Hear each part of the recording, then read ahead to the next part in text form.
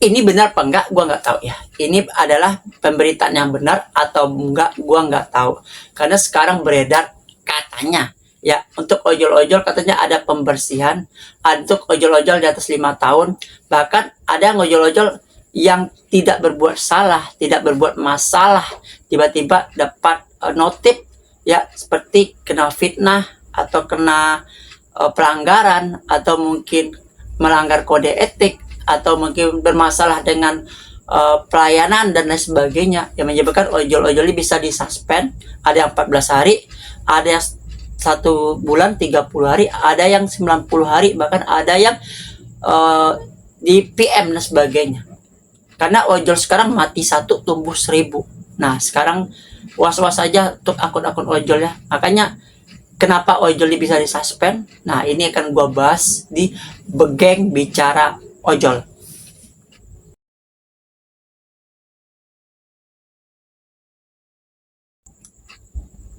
Assalamualaikum warahmatullahi wabarakatuh. Selamat pagi, siang, sore, malam, kapanpun dimanapun my friend, my bro, my sis, everyone, every time, ever you are, dimanapun Anda berada. Ya, kali ini kita coba lagi mengulik tentang permasalahan ojol-ojol yang tidak pernah ada habisnya. Bahkan sekarang untuk ojol-ojol di atas 5 tahun, ya, yang mungkin di atas 2020 ke bawah, sekarang udah mulai was-was karena adanya, katanya sih, ya, tiba-tiba notif yang mungkin memberatkan si ojolnya, seperti kena suspend, kena laporan, padahal tidak merasa berbuat, tapi ada yang ngelaporin yang mungkin kita nggak tahu kenapa.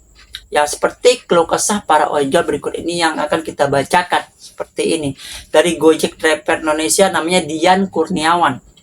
Bang, abang, aneh mau tanya, saya kena fitnah, padahal saya nggak pernah ngelakuin, berbicara atau bersikap tidak sopan. Terus saya ajuin banding tapi ditolak. Ini saya harus kantor atau gimana? Nih, ya, dia kena tanggal Jumat 13 Juni jam 2. Nah, ini mungkin dini hari ya. Di jam 2 apa jam 2 siang, kita nggak tahu, setengah 3 ya. Banding dalam proses, alasannya bersikap atau berbicara yang tidak sopan dengan pelanggan. Tapi setelah dia menunggu hasil banding, ternyata bandingnya ditolak. Nah, banding tolak. Setelah pemeriksaan terhadap pengajuan banding atas pelanggaran Anda, dengan mempertimbangkan informasi dan bukti yang tersedia, tim Gojek memutuskan hasil banding Anda ditolak. Ya, status Anda tidak berubah. Terima kasih. Nah, seperti yang gue bilang, mungkin ini yang menjawab bukanlah manusia tapi mesin AI, yang mana kadar tingkat kesalahan si ojol-ojol ini mungkin sama dengan kesalahan-kesalahan pada umumnya. Di secara garis besar, mungkin dari poin mencakup semuanya itu kesalahannya sama dengan ojol-ojol yang sesuai dengan sebelumnya. Makanya disamakan, banding ditolak dan disuspend sementara. Emang seperti itulah. Dan netizen pun akhirnya berbicara dengan mengeluarkan pendapat, dan unek-uneknya seperti apa? Yuk kita lihat seperti ini dari Jisung. Udah banyak banget bang yang kena. Kayaknya karena Gojek mau bersih-bersih akun lama bang. Nah, saya sudah 2 kali kena. Nah, dan harus datang ke kantor Gojek bang sebelum 14 hari kerja. Nah, dia ngomong seperti itu. Baik bang. Datangnya kemana bang? Tangerang atau Kemang? Lokasi di mana? Kalau di rumahnya lokasi Tangerang, datang ke Tangerang. Ada lagi. Waduh, ada-adanya tuh yang fitnah gas ke kantor bang demi keamanan akun. Nanti di sana jelasin aja di sana terkait ente keseharian narik bawa penumpang gimana. Dan minta solusi untuk hapus sanksi itu karena ente nggak salah. Ente kalau bawa penumpang ada masalah nggak bang? Semisal kalau penumpangnya salah titik, atau enggak ente nunggu lama, atau enggak penumpangnya cerewet, atau ente penumpangnya nggak mau pakai helm, atau ente penumpangnya minta ngebut. Itu kasus ride atau mindset bang. Kalau salah titik pengantaran sih iya, itu ride. Itu pun aneh ngikutin, selalu ngikutin CS maunya gimana, dan nggak pernah ngomong atau komplain gimana-gimana ke CS. Nah, mungkin ini kisahnya adalah kisah salah titik. Nah, mungkin dilaporin dan merasa kurang puas dengan si abang ojolnya. Dari Freddy Wijaya, nggak apa-apa diamin aja bang, kalau tingkat 1 mah tar hilang sendiri. Perlu ke kantor nggak bang? Gak usah, batasnya 5 kali dalam 3 bulan tingkat 1. Saya sering kena seperti itu. Baik bang, makasih. Orderan ngaruh kagak bang kalau efek itu? Belum sih bang. Jangan banding, bisa berapa urusannya tanpa disertai bukti. Kalau cuma sekedar kritikan sistem nggak bakal percaya. Hati-hati, banding ditolak bisa auto PM walaupun itu pelanggaran ringan. Nah itu akun ente kan masih aktif, bisa on bid. Abaikan pelanggaran ringan, ntar hilang sendiri. Yang penting masih bisa on. Siap bang. Oh iya, kalau sudah terlanjur banding gimana bang? Nggak apa-apa, abaikan. Ini termasuk pelanggaran ringan, pasti aman. Oke bang, siap. Makasih penjelasannya. Kata Rosi, ikhlasin aja bang, nggak bakalan menang lawan customer, lawan yang nge-order. Terus aneh gimana bang?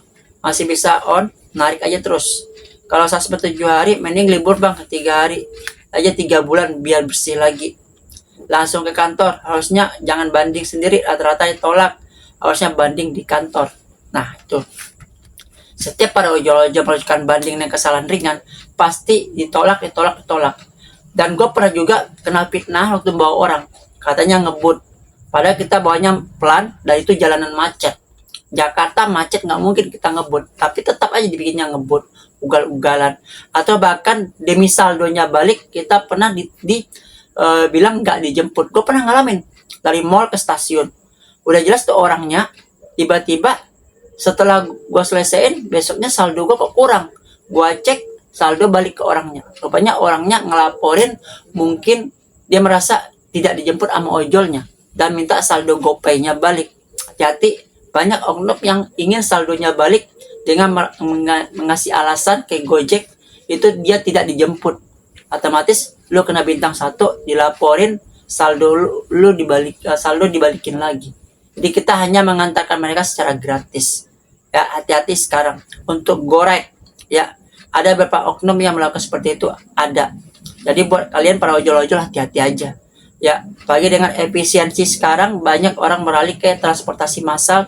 Yang mana sekarang naik busway udah merajalela, tracknya udah banyak, jurusannya banyak. Bahkan mau ke PIK, ke Alam Sutra atau ke Bogor, itu murah sekali, ongkosnya cuma 3.500 seharga biaya tambahan untuk Gojek Confirm. Bahkan pagi hari cuma 2.000. Ya, seharga parkiran atau biaya jasa aplikasi untuk kita order ojol biasa. Yang mana 15.000, 13.000 ke ojol, 2.000 dikenakan dengan nama jasa biaya aplikasi. Yang mana 2.000 ini bisa digunakan orang pagi hari untuk naik busway. Dan untuk bayar ojol, daripada dia naik ojol, mendingan uang untuk ojol digunakan untuk beli makanan, minuman, dan lain sebagainya. Karena banyak omong-omongan penumpang yang mengarah seperti itu ke gua. Ngomong seperti itu. Gimana menurut Anda? Ya, tentang suspend ojol-ojol seperti ini, apakah adanya pembersihan secara tidak langsung untuk ojol-ojol di atas 5 tahun, atau ojol-ojol yang jarang narik, atau ojol-ojol yang tidak rajin, ataupun ojolnya penghasilannya minim walaupun dia rajin keluar tiap hari tapi tidak mendapatkan uang, hanya mendapat di atas 100.000 ke bawah, di bawah 100.000. Bagaimana? Apakah nanti adanya pembersihan massal, lapor-laporan yang tidak semestinya? Tulis di kolom komentar. Assalamualaikum warahmatullahi wabarakatuh. Salam satu aspal. Adios amigos and ciao.